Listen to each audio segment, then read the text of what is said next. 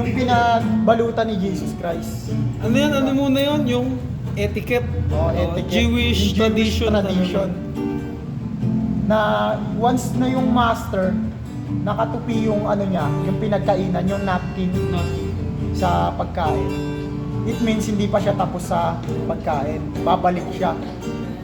Nung pinuntahan yung tomb ni Jesus Christ, nakasulat yun sa verse, nakatupi mismo yun. Yung pinambalot kay Jesus Christ.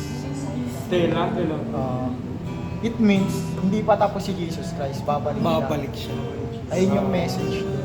Oo.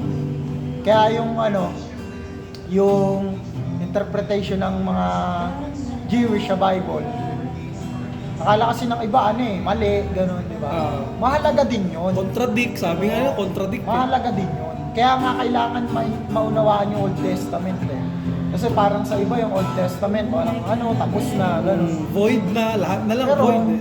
naging shadow siya ng New Testament kasi nga may mga secrets din doon na nakatago sigat na message. Katulad ng in the beginning, akala ng iba, ganun lang yun, in the beginning God created the heavens and the earth. Pero hindi alam ng maraming Kristiyano, si God mismo may pirma sa verse na yun. Diba? Untranslatable, yung et. Yung Hebrew. Yung et, yung aleph tsaka yung tav. So spelled siya et. So Genesis chapter 1 verse 1 na Hebreo. Yung Bereshit bara Elohim et hashamayim be'et haares. So yung Hebrew na yon, yung Genesis chapter 1 verse 1, 7 words yung nakalagay. 7 words. God created the heavens and the earth. In Hebrew, Bereshit bara Elohim et hashamayim be'et haares. 7 words. 7 words. Bago mamatay si Jesus Christ, 7 words. 7 words. Oh! Nilikha yung world, nilikha yung earth. Ilan? Ooh. 7 days. 7. Tapos sabi sa Bible, sa 1 Peter yata, 2 Peter, hindi ko na eksakta maalala na yung 1,000 taon sa Diyos ay isang araw. Nasa 6th millennial na tayo.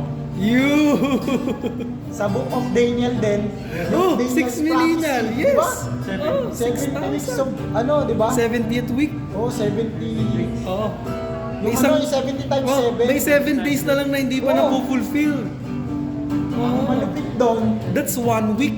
kailan ginawa ni God yung yung tao tsaka yung hayop? Sa 6 days. Oo. Ngayon, ganito. Sa prophecy na pagbalik ni Jesus Christ, may mga tao at may mga hayop. Paano? Ang tawag ni Jesus Christ sa mga lalabas sa last days, beast. Dinescribe sa Genesis, beast. Diba? Yung mga tao na yun yung mga taong kukuhain ni God, yung mga nabuhay na yun. Diba? Tapos yung sa 7th day, nagpahinga si God. Sa 7th day, babalik si Christ. 7 days. Sakto yun. Yung first, second, third, fourth, fifth, sixth day na paglikha, 7th millennial din siya equivalent. Diba? From first day, may may equivalent yung yung saktong paliwanag sa 7th day creation of the world. Yun yung nun. Tapos, nakalimutan ko yung sa maganda din yung sa second day yung abad na pagkalikha ni God, hindi niya sinabing mabuti. Bakit? Yung 0 to 1,000 millennium,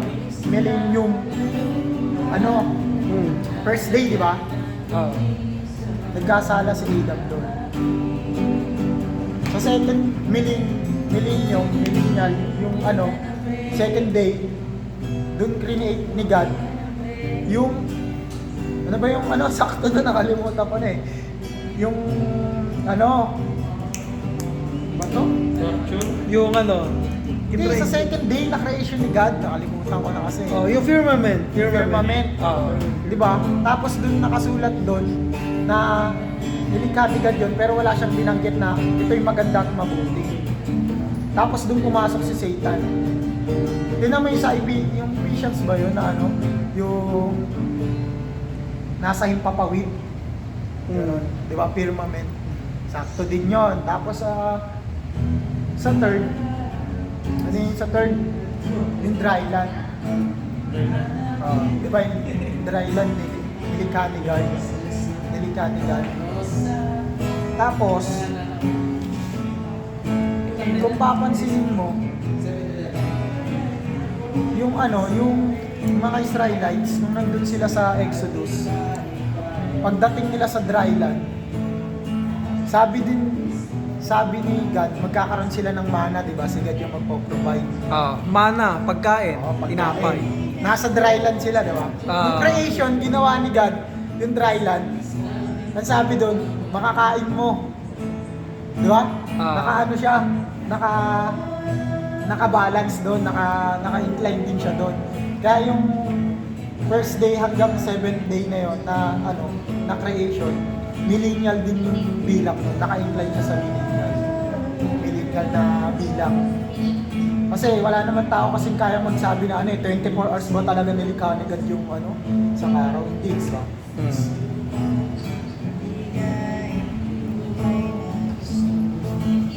Di ko alam kung sa third day yan eh. Parang hindi ako sure eh, nakalimutan ko na kasi. Okay lang yun, kwentuhan lang naman to eh. Ordinaryong kwentuhan lang naman. Kasi din eh, pero gusto ko nga masterin yun, hindi ko pa siya ma-masterin. Ordinaryong kwentuhan lang naman tayo. Tribulation, matingan. Hindi, siya, yung connection ng 7-day creation dun sa millennial. Kasi tama eh, naniniwala din naman yung mga Bible Yung 7 scholar days na nasa kasi, 6-day millennial na tayo. They happy na rin 1,000. 1,000 yan. 1,000. Sa 7 days, ihati doon sa sa tribulation. Meron doon 1,200 ata yung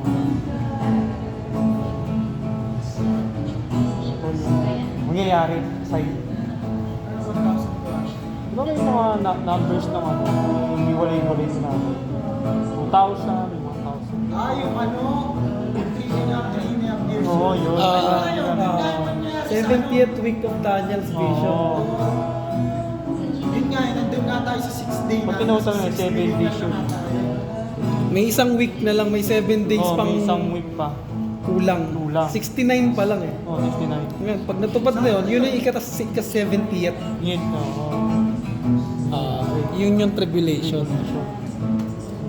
Sakto nga, kaya hindi nga pwedeng kaya hindi pwedeng sabihin na gawa lang ng tao yung Bible eh. Kasi walang tao Eksakto eh. kayang magsulat ng ganun eh. Na-invento. Kasi alam ba ni Moises, di ba si Moises sumulat ng Torah, Pentateuch, first 5 books of the Bible. Nasulat niya yung Bereshit bara Elohim et Hashamayim Beta Ares. Alam niya ba na nakasulat mismo doon sa Genesis chapter 1 verse 1 about kay Jesus Christ? Di ba? Kung talagang i-decode siya ng multidimensional, makikita talaga si Jesus Christ, di ba? Pero kasi pagkaintindi lang ng mga tao doon, pinatunayan lang ng Diyos na siya yung lumikha, di ba? Pero may pirma pala dun si God. Yun nga yung et. Sa 7 word na yon, sa Genesis chapter 1 verse 1, kung nakasulat siya sa Hebrew, sa ika-6 na word, Bereshit bara Elohim et Hashamayim et Ares. Yung beet, nandun din si nandun din yung pirma ni God eh. Nandun din yung pirma niya. Magkadikit din yung yung Aleph tsaka yung Tab. Diba? Na nakasulat din sa Revelation, ako ang Alpha at ang Omega. Pero kung totoosin, dapat nakasulat yun sa Hebrew eh. Ako ang Aleph at ang Tab. Bakit? Kasi dun mismo sa word na Aleph, yung pinakaunang letter ng mga Hebrew, gospel yun eh. Paano siya naging gospel? Letter A siya ng Hebrew. Kasi, kung i-decode siya ng isa pang dimension, yung pag ganun yun, pa letter N, kung i-drawing siya, ang pagitan kasi nun, si God, tapos yung yung tao, tapos si Jesus Christ. Attachment to God kasi yung pinaka-image nun.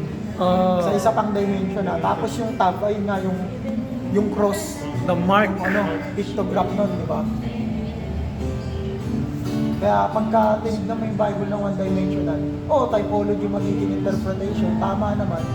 Pero yung ibang meaning kasi, kaya parang yung iba, naboboring sa Bible kasi di nila nakikita ibang message, di ba? Sa atin kasi parang na sa atin eh. Baga parang mas lumawa kasi siya eh, no? Mas luminaw siya eh. Maluminas pala. Tsaka may salaan na talaga, di ba? Hindi na basta-basta na Yung Reyna ng Sheba, nasa Cebu. Hindi pwede yun! Kailangan may decodings! Reyna ng Sheba sa Cebu. May dimensional talaga. Mali yun ha, mali yun. Huwag kayo papaniwala sa gano'n. Operian yun. Binanggit na. Ewan ko ba? Bata pa ka tayo nadadala ng mga aral. Pero kasama naman yun. Si Einstein niya bago ma-perfect yung EMC score, di ba? Marami yung pinagdaanan, di ba? Sa madaling salita, madadapa ka muna bago ka matutong lumakad. Ngayon, alam mo na ako ba't may pamuraan lang. Yun! Luni! Hindi, dahil natatawa doon, pero napaka-meaningful nung mga ganun. Bara. Lean. Dami talagang ano, dami talaga. Nice. Daming hidden talaga dun sa bahay. Ganda yun eh. Ordinaryong kwentuhan lang po ito. Baka isipin nyo, nagba-Bible study kami dito. Hindi po, kwentuhan lang po, normal na Kaya kwentuhan. kami magkwentuhan. Ganito po ang normal na kwentuhan. Kaya ang mga Kwentuhan sinasabi may namin, kwenta. may alaga. Kumbaga ito ibang genre ng kwentuhan. Kwentuhan na may kwenta. Kwentuhan na may kwenta, kaya yung sinasabi namin may alaga. Oo. Alaga, kwenta. Oo. Kailangan ko ba bang bagalan para yung maintindihan? Pero pag naiintindihan mo na, automatic magpapalakpakan. May kasawang flip top. Ordinaryong kwentuhan lang po ito ng mga ordinaryong tao. Pati si David napaawit. Baka may isipin nyo po, nagba-Bible study. Hindi po, kwentuhan lang po ito. Ordinaryong tugtugan.